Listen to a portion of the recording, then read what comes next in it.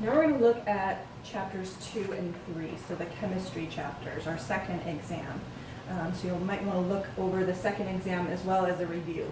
We are not covering all chemistry concepts, so you can ignore some of the concepts that are not in the final exam review or the practice final.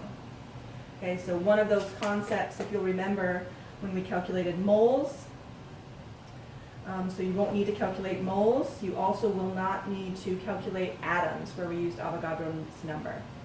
Okay, so focus on just what you see on the review and on the final. All right, so the practice final, that is. Let's start with isotopes. Okay, so isotopes are atoms of the same element with different mass numbers. And this is because they have a different number of neutrons. So we often represent isotopes as a nuclide symbol. Remembering that this X is where we would put the element symbol from the periodic table. The number in the upper left-hand corner is the mass number. The number in the bottom left-hand corner is the number of protons. So to review, mass number, to figure out the mass number, that is the number of protons plus neutrons. Okay, so electrons do not factor into mass number because their mass was so small it was negligible. When we talked about protons and neutrons in respect to mass number, each was worth 1, a whole number.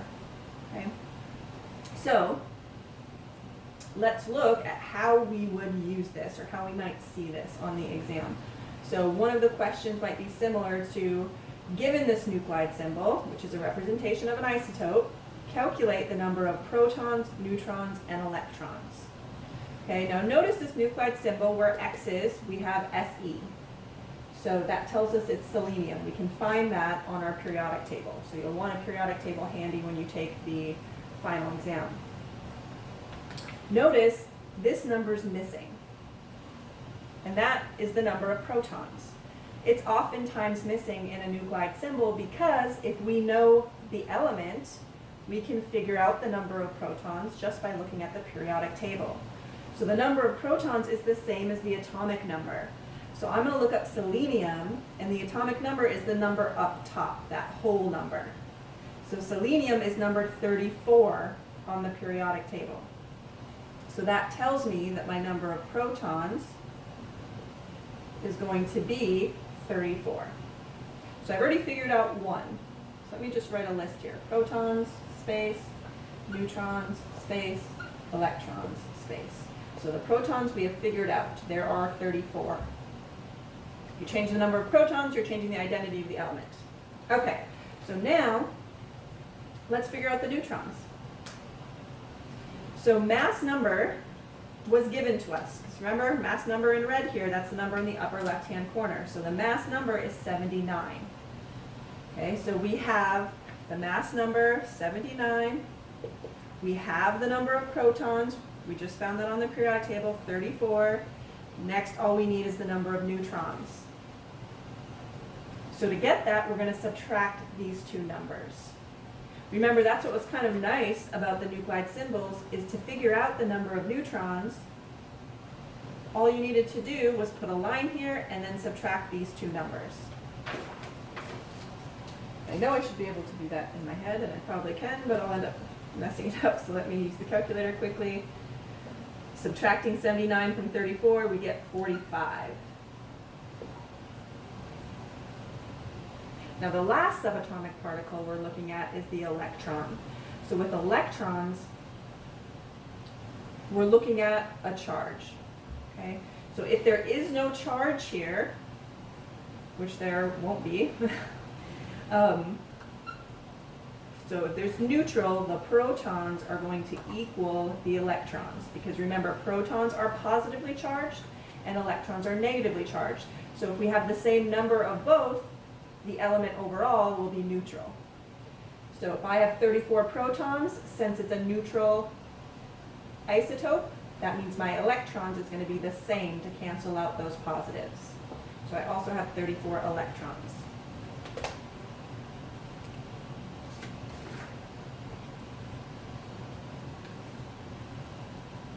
All right, so also know who came up with the periodic table, Dmitri Mendeleev, and how it was arranged.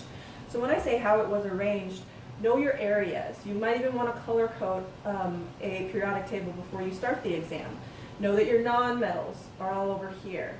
Know that the semi-metals are the ones along this zigzag line. Know that your metals are all to the left of the zigzag line. Hydrogen not included, it is a non-metal. Know where your noble gases are. Know where your halogens are, your alkali metals, your alkaline earth. Okay, so if I give you an element, any element on the periodic table, you need to be able to tell me if it's a metal, if it's a non-metal, if it's a semi-metal, or if it's in a special group, like the halogens, group 17, you need to be able to tell me, oh, that's a halogen. Chlorine, yeah, halogen. Calcium, that's an alkaline earth metal.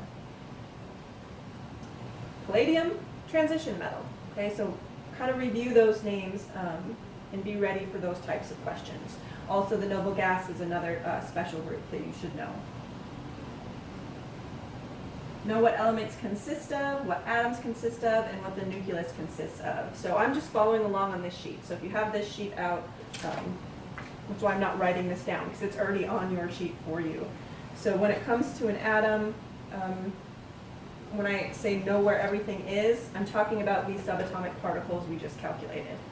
Okay, so you have the nucleus in the center, and in the nucleus we have protons and neutrons.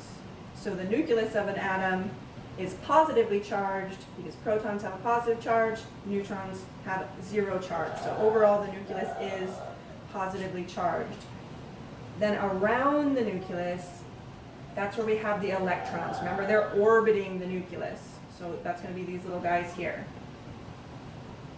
Okay, and the reason they're orbiting the nucleus is because electrons are negatively charged, and that nucleus is positively charged. So opposites attract, right? We've talked about this a lot in the last few chapters with electricity and the magnets. So since opposites attract, those electrons are orbiting or attracted to that center nucleus.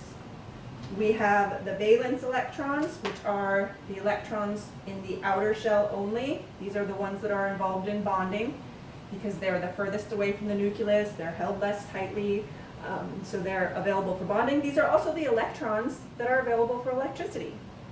So when we talked about electricity, whether it be static electricity or an electric current, the outer shell electrons, these valence electrons, those are the ones that are involved in electricity, electric currents. All right. Know how to write an element's electron configuration and how to identify an element given its electron configuration. So let's review that. That is going to be on the exam as well. So electron configuration.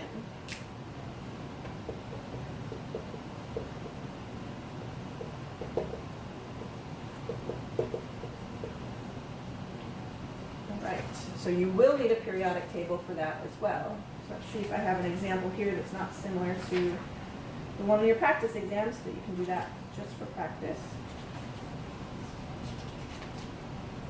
All right, so let's start by identifying. Okay, so say I give you this guy. That's the electron configuration. It's shorthand because this is argon. Sorry, it's a little sloppy. This is one of your noble gases. So in order to figure out what element I'm describing just by looking at the electron configuration, you really just need to look at that last piece of information. Okay, so what this is telling me, since it's shorthand, it's saying, okay, you can start at argon.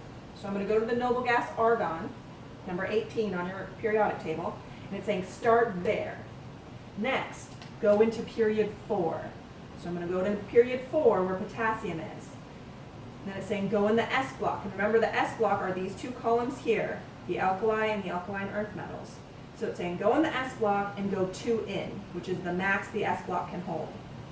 So for S2, I'm now at calcium, number 20. Then it says 3D.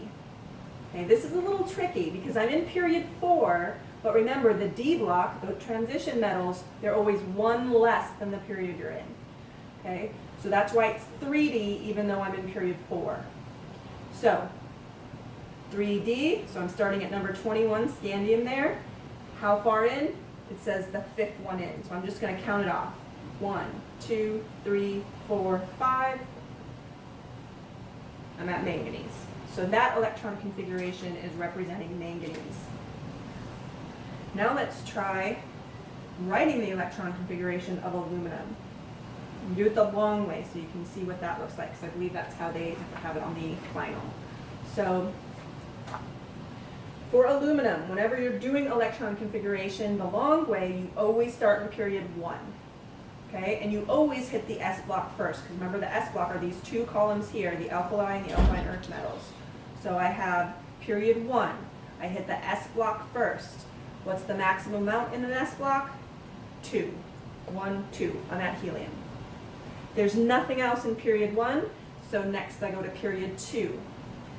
I hit the S block first, which I'm always going to do, because that's these first 2 rows, or columns, sorry. So 2S brings me to lithium and beryllium. I want to go through it, so I say 2S2, so that I get all the way through to beryllium. I'm going to continue along period 2, because there is also a P in period 2. Okay, this is the P block here. Starting at boron, that's 2P1. Now aluminum's not in the 2P block, so I'm going to go all the way through the 2Ps. So that means there are 1, 2, 3, 4, 5, 6 max in the P block. So 2P6. That's going to bring me to neon. Then I'm going to go to the next period because there's nothing else in period 2. So I hit period 3 next. I hit the S block. I want to go through the S block, and the max is 2. So 3S2 brings me to magnesium.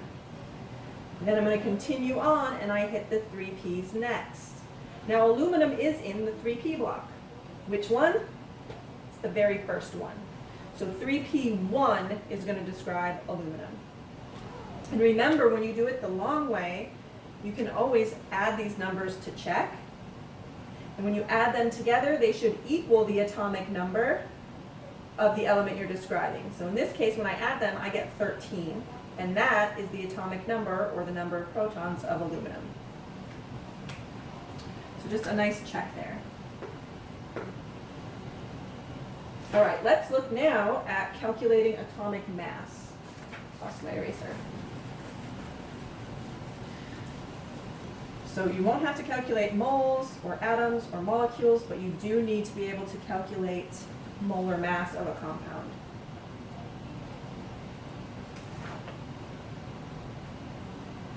All right, so let's look at, I'm actually going to name this compound in a minute.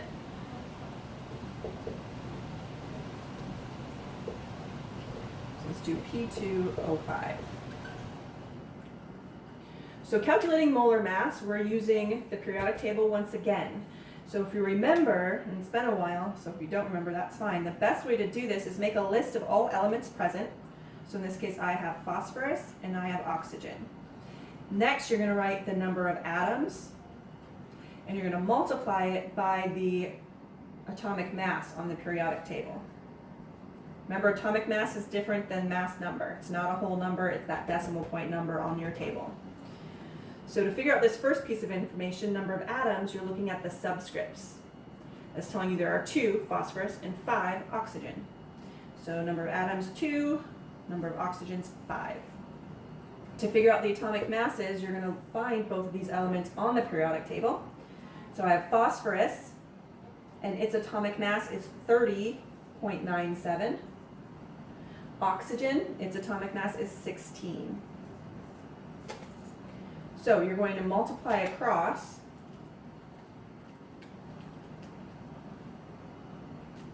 So I get 61.94 and 80. Then add it all together. You get 141.94. The units, remember, are grams per mole. Okay, we did use this to do conversions between grams and moles, but that's not something you're going to have to do on the exam. So, there's an example like this in your final exam review. So if you have any troubles with it, you might want to look back at your chapter 2 and 3 exam and do the problems in there as well. All right, so let's continue on with writing chemical formulas and naming compounds. So you still have to be able to name compounds and write chemical formulas from names as well. So since I have this guy up here already, let's name it.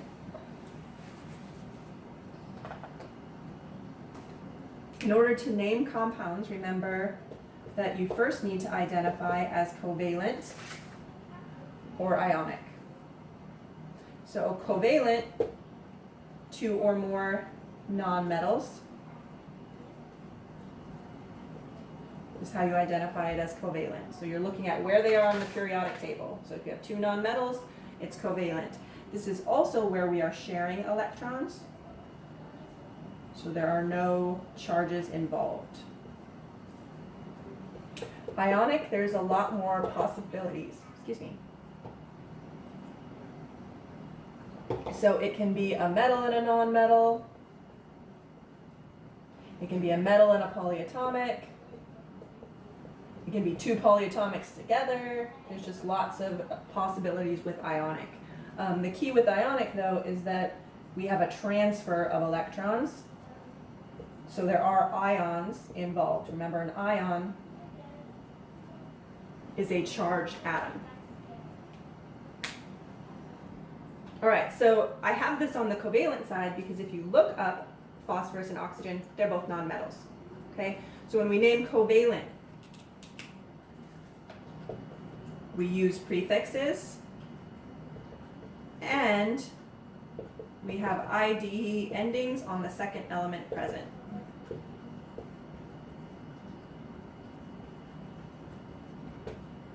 So to name this guy, I have two phosphorus atoms, so I'm going to use the prefix di. Since phosphorus is the first element, I'm just going to write it just how it's written on the periodic table. So diphosphorus. For the oxygen portion, so I'm going to start with the prefix of 5, because there are 5 oxygen atoms. So that is going to be penta. Took me a second there. And then oxygen, since it's the second element, I'm going to have an IDE ending on it. So oxygen becomes oxide. So the correct name for that chemical compound is diphosphorus pentoxide. All right, so let's try an ionic compound now.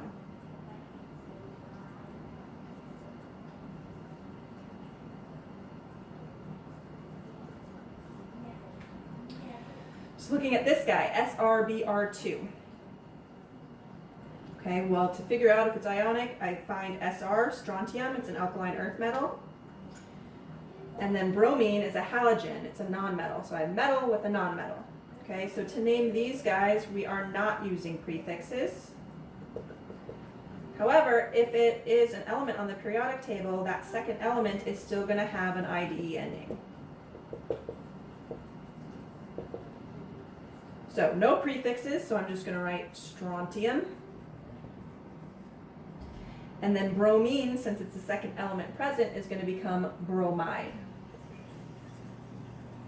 Okay, notice I didn't say dibromide because since it's an ionic, I'm not using prefixes. All right, let's try one more of the ionic.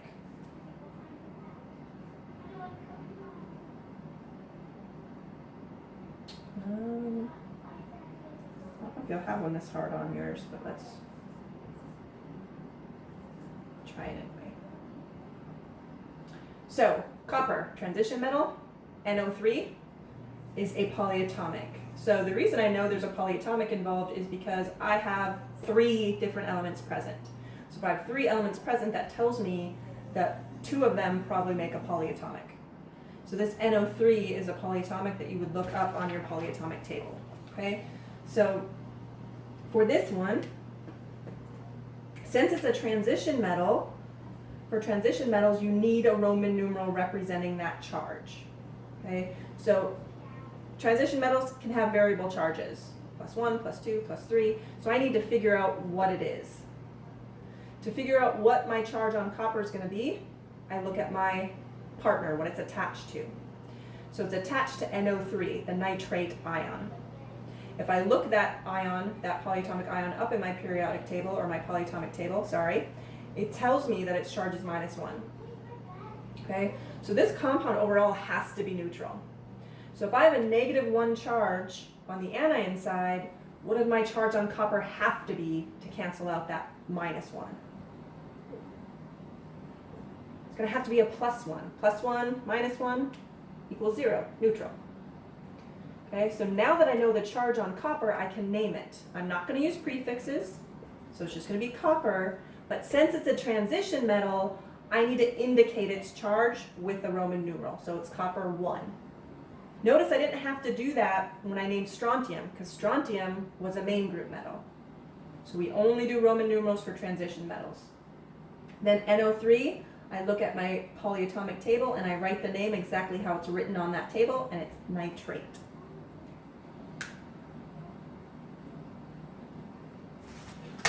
All right.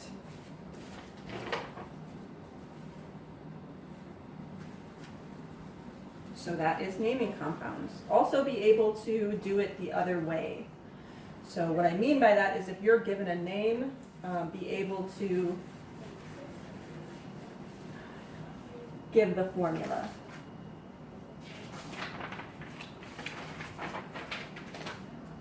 So I'll do 2 quick examples so you can see what I mean by that. Tricarbon octahydride.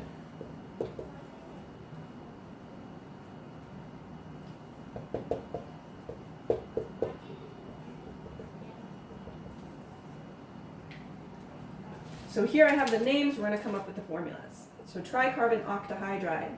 So it is covalent. I know this because of the prefixes, but I also know this because 2 nonmetals. Okay, so the prefixes tell us what these subscripts are going to be.